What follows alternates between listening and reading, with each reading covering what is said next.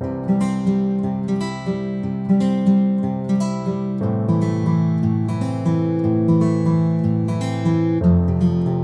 it's good to be with you this morning. My name is Kjesbo. Happy birthday. Thank you. Thank you. You are a prophet. I am going to have a birthday. Yes. Good. Good to be with you today. I appreciate Pastor Joel giving me this opportunity. I am Pastor Emeritus, which emeritus means old and boring. And so he has given me the freedom and invitation to tell the history of the church. And that has been a challenge for me to kind of boil it down. And so there's an outline in case I get lost and never get to it. You can go home and go, oh, that's what he planned to say. But this morning, appreciate the opportunity, Joel. And I'm entering my, I think, third year of retirement. There was a time when I was the lead pastor here, and it just became obvious that the team was ready for me to step away. And I had been in youth ministry 30 years, and dog years and youth ministry years are the same. So that's 210 years of ministry, and then add 15 years at the point or whatever. And it was time, and I am so thankful to be a part of a church that has transitioned well. And that Joel and the staff and the vision team, the leadership of the church, are doing well. I don't stay up at night wondering about the point. Denise will say sometimes, do you miss it? And I go, well, no, I really don't. I miss you. Oh, yeah, Denise misses it. I miss you if we're traveling and doing things. We found out there's a thing called a weekend where people leave home. And so we've been doing that a lot. So my attendance pin, my perfect attendance pin has been shredded because I'm not here a lot. But when we get here, we love being with you. Denise and I still lead a Life Serve group, which is our community. And so, again, a blessing to be with you. But this morning I have the invitation and task to talk about a little bit of the story of the point. And the story is an amazing thing. A story generally is an amazing thing, but the story of the point, it is such a blessing for Denise and I to have that close to our heart and to relive that and also believe that the story is ahead of us too. The story didn't end when we retired. The story continues and is being refined in new days and new ways. And so this morning, I want to kind of give you a little bit, and it has to start with me because it's about me. Having been in youth ministry for the last 17 years is at First Baptist over on 22nd and Colville. And I was thinking I would be a lifelong youth pastor, and one of the advantages is you raise your own medical staff. And so my dentist was a youth group alum. My medical doctor was a youth group alum. And so when I went in the third August in a row saying, Dr. Carey, I don't feel so great. She goes, well, you got pneumonia again. And she said, you have to get out of youth ministry. It's going to kill you. And with that gentle prompting by the Spirit, we started asking things. I was saying, God, what do you want next? And we were on a vacation, and Denise, God bless her, brings books on vacation. I don't really quite understand that concept still. But one of the books she had was a book called The Present Future Church by Reggie McNeil. And agreed with everything it said. I just didn't want to hear it on vacation. And so about halfway through, I said, you know, Denise, this really is vacation. So let's put that book away. And then and she did, at least out of my sight. And then when he came back and started reading about the way the church should be related to the past, but also claiming the future. And it really started me thinking differently. There's also another book that I had been reading, not on vacation, by Erwin McManus. And he said, churches sometimes measure success by calendar, but you need to measure success in the church by transformation. That was just a whole, I kind of knew that, but to put it that clearly, in youth ministry, we started pulling away from some things that were great at getting kids there, but really, how many all-nighters do you really need to do? And so we started being more targeted, and in that process, and also knowing that the exit had to be coming, we had a call from a church in northern part of St. Paul, Roseville. Denise, my wife Denise, if you don't know her, is a professor of children's and family ministries at Children, Families, and Youth ministry at Bethel Seminary in Arden Hills, north of Roseville. And a church in Roseville said, come and be a part of the staff. It's like, oh, this is my exit plan. Makes sense. Denise, instead of driving 250 miles, will drive 2 miles. It's like, well, yeah, that makes sense. But as we struggled with that and had a thing called a clearness committee where you get other people who are spiritually sensitive and you bring them together and say, okay, ask me questions, and we talk and nobody said, that sounds like where God is leading you, which was really confusing to us because it made sense, but we weren't really given an exit out of Sioux Falls.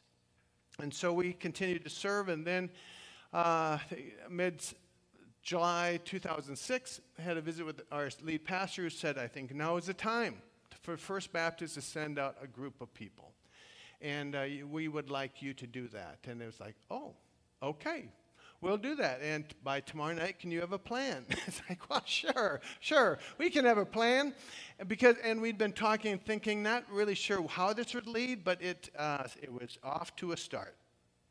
And First Baptist, if you know anything about First Baptist, you know they are a church that cares deeply for its community. Unlike the church I grew up, which I loved, church is about church. And we learned about following Jesus. We learned about being a Christian. We learned the things about theology. But it really did not communicate that we were connected to the world in which we lived. And in 2006, 2007, KNWC was not hosting service events like they do now. And most of the churches of our breed and color were kind of thinking Christianity is a head thing. And First Baptist was certainly a great place. And as we thought about the church, we wanted to have the same DNA, and that would be service. And so we started thinking about service. We also knew about service that it was transformational. As I thought about youth ministry all those years, we did a lot of things. And you're not going to believe this, but some of our social events were not transformational for the right reasons anyway. But we knew that when we were serving, whether it was in town or across the country, that lives were changed, that I could see people's lives being changed by our presence, but also we were being changed. And the phrase that we used, transforming through service, we hadn't put those words together in that way, but I could look back and say, aha, that's it. The last major mission trip we did as I did as a youth pastor was New Orleans after Katrina. It was hot. It was humid. Kids would literally take breaks to empty their shoes from sweat. And we could go into a house and clear it out in a matter of a couple hours, including their drywall, which is something you don't want to invite over to your house if they're going to steal your drywall. But we had kids. They knew what to do. They'd chalk the line where the water had risen up in the house, and they would start taking stuff and put it on the curb, including drywall. And we could just strip a house hours. And I remember one day saying, we load up the bus and close the door, and somebody's knocking on the door, and somebody says, can you do one more? And we were tired, and our kids were literally soaked, and the bus smelled not so good. And I said, okay, I'm going to close the door, and I'm going to ask the kids, and we'll see. And because we could have been doing it 24 hours a day in New Orleans, and close the door. And I said to the kids, you deserve a shower coming ahead. So the message of the point really comes out of Mark 10, 14 to 45. The preface to this passage I'm going to read is, in Mark, James and John are asking Jesus, can I be in the right and the left hand of you in your glory? And when you come to lead and conquer the Romans, can we have those little chairs next to your big chair? Now, it's interesting, in Matthew, the mother is asking, and we don't quite know why. Maybe it really was the mother. But anyway, it didn't sit well with the disciples, right? The disciples are saying, wait a minute, what about us? So this is where Jesus really declares the mission, I think, of the kingdom. When the 10 other disciples heard what James and John had asked, they were indignant. Why? Because they wanted to be in their chairs. So Jesus called them together and said, you know that the rulers of this world lord it over their people, and officials flaunt their authority over those under them. But among you it will be different. Not it should be different. It will be different. Do you hear me? You are not going to act that way, he's saying to his disciples. Whoever wants to be a leader among you must be your servant, and whoever wants to be first among you must be the slaves of everyone else. For even the Son of Man came not to be served, but to serve others, and to give his life as a ransom for many. Jesus is saying something profoundly different than everything they expected. We have power and privilege, and we have a leverage. And what do we leverage that for? He said the powers and leaders of this world leverage their influence for themselves. Jesus said we leverage everything that God gives us for the kingdom of God. We take our energy and our thoughts and our resources and our tithes and our offerings and our energy and time and say, we're going to leverage that so that the kingdom of God can be seen in the world in which we live. That is the message of the point. We've had wonderful times of leveraging our energy. Oddly enough, early in their life, we were in a meet and greet ministry, and I literally mean meet. One of our congregational members, this is at the 2007-2008 recession. And we literally had neighbors who were hungry. And a friend and a pastor, but who had been a butcher, said to me, hey, I think we should butcher some cattle. I'd never thought of doing that. I went to my concordance and Bible dictionary and said, butchering cattle, not in there. Anyway, I think butchered, and I wasn't even a part of it. I get a little squeamish, I guess. Anyway, so we butchered, I think, 2 initially, and then another, and then we would have coolers with frozen hamburger at the end of the service and said, if you know somebody who needs some meat, go and greet them with meat. And so we gave away hundreds of pounds of hamburger to people who literally needed food from us, and we did it in an informal way. By one, being aware. For many of our people, they said, this is the first time I've gone to work and really asked the question, who needs my help or who needs encouragement from me? And it changed how we saw where we were. And people started seeing places. Well, that was only a precursor to the next meet and greet experience. We'd heard through contacts that there was a woman whose husband was an over-the-road truck driver, and she was new from a different country and didn't speak English, and she was all by herself in the apartment. So we kind of made a small group of people, a team that would visit her every week, and if she needed food or if she needed help finding her ethnic food, we could do that. And so we just had kind of an encouraging visit to this woman whose husband was seldom home and being basically isolated in her apartment. Well, the next thing that happened on that journey after being with her for, a month or 2, her husband got in an accident over between Colorado and Wyoming, west of there. And that was air ambulance to Salt Lake City, where he started constructive surgeries and rehabilitation. And so this dear woman was now super alone. So we just kept being, hopefully, her community to her. Well, the next odd turn of events was the trucking company said, we have about 48,000 pounds of ham and bacon. Would you like it? Excuse me? Yeah, we have the refrigerator on the tractor, runs a 24-hour deal, and we can tell you that it's never thawed. It's always been 28 degrees, and the truck is being hauled back to Sioux Falls because we need to get it out of there, and we've tried to do other things, but we just wonder if you could use it. Well, again, I looked at my Bible dictionary and had no reference for what to do with 48,000 pounds of ham and bacon. And so, again, it happens, and it speaks to the power of this community. Denise and I were out of the country for half of this.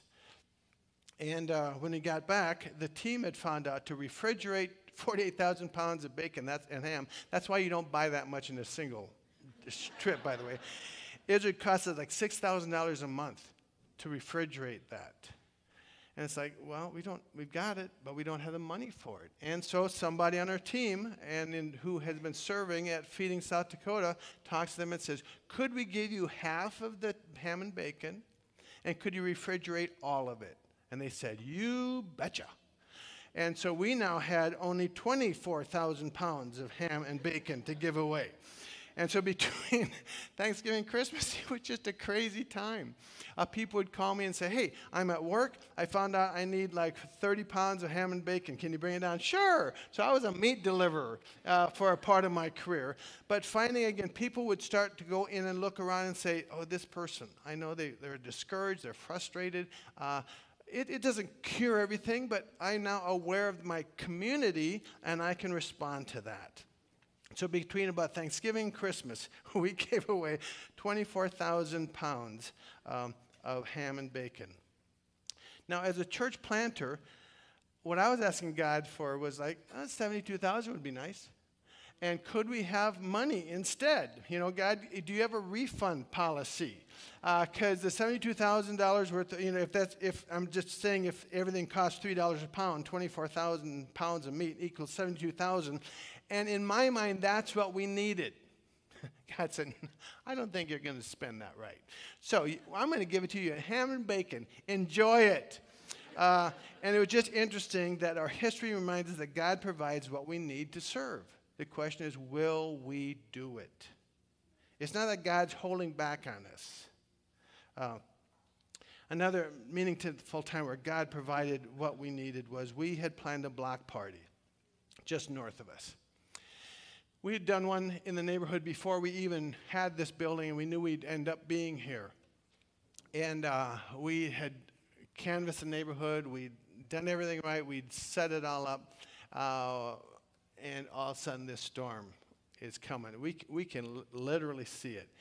And we look at our phones, and it's going to be like a world-class storm is going to hit right in the middle of it. And I remember being in Max and Cheryl's pickup. And Cheryl just starts praying. And this storm went around us on both sides. And we had a great time.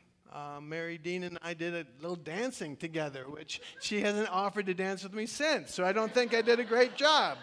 But we had this, the band was in just awesome form. And we had these street filled with people and connecting, and while we watched a storm literally go around us. God provided what we need. We just had to show up. And to bring it up to date, the feeding partnership with the Feeding South Dakota, that they bring a truck full of food. We could not afford to do that. I mean, there's no way we could go and say, hey, we want a truckload of food that we want to we'd love that, right? But working with people who are already doing it and doing it well, we provide the heart to serve, and Feeding South Dakota provides the rest. God will provide what you need to serve. Last story I'd like to just share about is this building. Kathy Sinke has been our treasurer for all these years. God bless her. If I was in that role, we'd be in serious trouble. My little dyslexia thing and numbers, what's the difference between 39 and 93? It's all the same kind of deal. But when I suggested we start looking at the building, she looked at her finances and said, are you nuts? Was that about the words, Kathy? Yeah. And of course the answer was yes, right? Some of us had been to a Catalyst conference in Dallas, Texas, and the speaker, Mark Batterson, was telling about the nation of Israel who wanted meat. They'd been in the wilderness and they wanted meat. And Moses asked the question, is God's arm long enough? Can God's arm feed meat to about almost 1 million people? And Moses says, yeah, I think God's arm is long enough. And that image came back with us, and we said, we don't know what that means, but we believe we could have a building. We already own like 120 chairs. We own a sound system. How hard would it be to own a building, right? So we looked at places. They were terrible places. But we looked at them, and then Denise and I, again, we're not even here. We're at Camp Judson leading family camp, I started getting calls saying the bingo hall's for sale. It's like, okay. What does that mean? Well, we should buy it. It's like, really? So I came home, and it's this whole thing all the way open with this nice caramel-colored paint because it's been smoked in for like 25 years, right? And it smells, and there's carpet, and it's crunchy carpet. And people said, we can do this. And again, the power of this congregation is the story here. And we stepped forward. I just believed God would also provide for us community partners. And for 3 years, while we couldn't afford the mortgage, we had a wonderful partnership with Boys and Girls Clubs of America, who had a preschool in this neighborhood, in our church for this neighborhood. And they paid us. And then Hy-Vee for 3 years, had an event center in this facility that they paid us to use our facility. And for the first about 3 years, we didn't pay the mortgage on this building. Is that about right? I mean, yeah. And so by the time those groups kind of said, okay, we've kind of run the course, our congregation was at the place that we could afford this space. God provides what you need if you make a commitment to serve. And so, there's an invitation to be transformed and transforming. I'm afraid that in America, most people think going to church is what it means to be a Christian. It's like going to the airport is like being on vacation. If you're not going to get out of the airport, I don't think that's much of a vacation personally. I know. I've been in a lot of airports, and I've been stuck there, and I haven't said, this is wonderfully relaxing. I enjoy this. My challenge to all of us is to keep engaging with Jesus. Saying, Jesus, what do you want from me? What do you need? Where's a place that you're calling me to serve? One of the first one-year series we did was God sighting. It's a perfect image of what we hope for our church. The Bible is broken down into reading an Old Testament, New Testament, proverb, and a portion of the Psalms. But then, after you read it, you walk through your life and you say, okay, God, where can I see this lived out? And every week, somebody would come and say, okay, we'd read this verse, and then this happened. And so it's not just reading the Bible. As important as that is for feeding our souls, it's looking around saying, God, where can I see you at work? I want to see you in my life. That reading and watching was a tremendous experience for us. So the story isn't done. It's ahead of us. Service can't become something that we say we have a serving committee. We learned as we met with other people who are in the church ministries that is the death knell of an externally focused church. That when we say, does your church serve? Yeah, we got a committee that does that. A committee puts it in a silo that may make us feel good, but it makes it ineffective for having it be transformative for us. So, how will you be involved in service? We don't have scoreboards. We don't keep track. But you know your life better than us. We need to be involved in that. We need to make it what we do as a church individually, and also when we're scattered throughout Sioux Falls in the area, how will we serve? How will we use our gifts? So the question is, what is your next step? Frederick Buechner, an author that I really enjoy, he says this: the place God calls you to is a place where your deep gladness and the world's deep hunger meet. So, and I think he's right on the money there.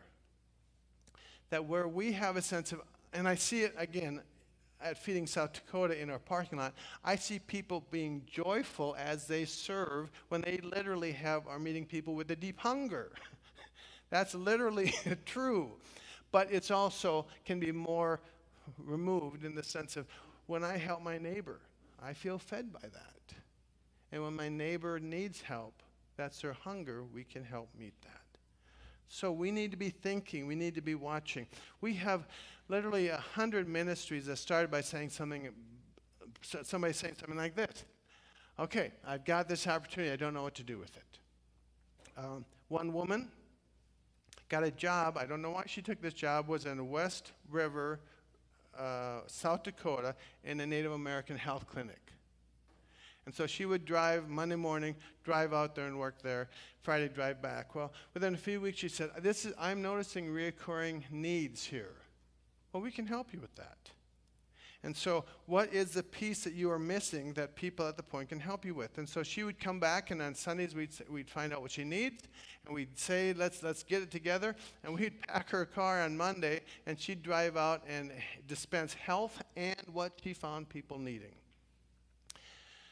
When you determine what your next step is, I believe you'll need help, and that's a good thing. So ask for it.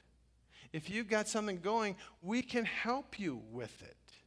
And I would also say there comes times that a season ends and the ministry just has served its purpose. We can also let that go. You're not committing to doing that for the rest of your life, but being faithful for what the need that you feel.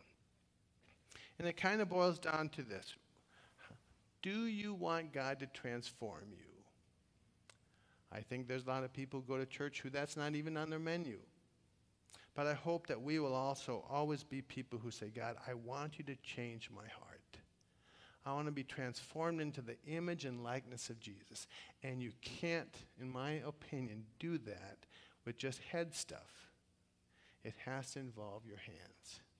Along the way, that's what you'll also find. It's fun doing it with people. It's fun being together. It's fun learning more about ourselves than we learn looking forward. That the community grows. I am so thankful that this church in its however many years, I'm not good at math, doesn't fight. Because we're called to serve, not be right. Right? You don't have to agree with everybody to say, does this person next to me need a handshake, a warm greeting, a box of food? Well, if you can figure that out, we can be community to each other. So, this is a picture of our history.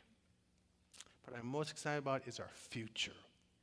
And will you be a part of it? God will provide. Will you choose to engage? If so, we've got a great road ahead of us. Let me pray for us. Dear God, thank you so much for the gospel. And thank you that you bother to involve us in this transformative opportunity. That God, while we know that you can do anything and everything, you call us to be the flesh and blood representation of your generosity.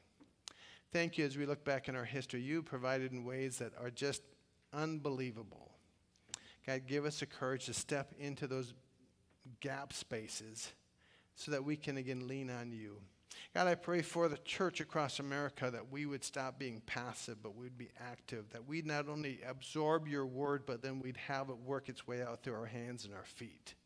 And God, may there be revival in this country because we have crossed the bridge, bringing good deeds, creating goodwill, so that people can experience the good news. In your name we pray. Amen.